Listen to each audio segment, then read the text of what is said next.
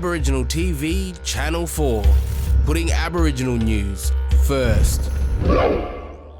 Dinybulu Regional Services in the remote community of Ramingining in East Arnhem Land continues to be an integral part of the community with the recent installation of a new water tank that will ensure houses have access to portable water. The new 25,000-litre water tank was installed by the Dinybulu Regional Services team on the Walkabamiri homeland and will service up to 5 houses.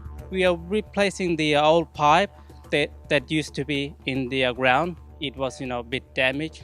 So we just decided to put a new pipe in it, the longer one, which is more good and easier. Dinybulu Regional Services is a joint venture between the Arnhem Land Progress Aboriginal Corporation, ALPA, and some of the traditional owners of Ramingining, and was created to ensure that the community had ongoing work for the local Yolngu people and offers much needed services in labour hire, maintenance and home repairs for homeland properties.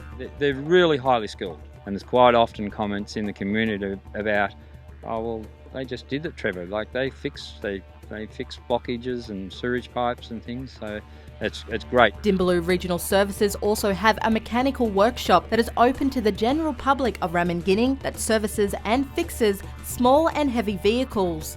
A lot of the services depend on us to maintain their generators, service all their equipment, make sure it's up to a standard. We do a lot of 6 monthly servicing, safety inspections, and general roadworthies. The workshop is known for being one of the sustainable businesses in the community that ensures the building of skills and employment for the local Yolngu people. Aboriginal TV Channel 4, putting Aboriginal news first.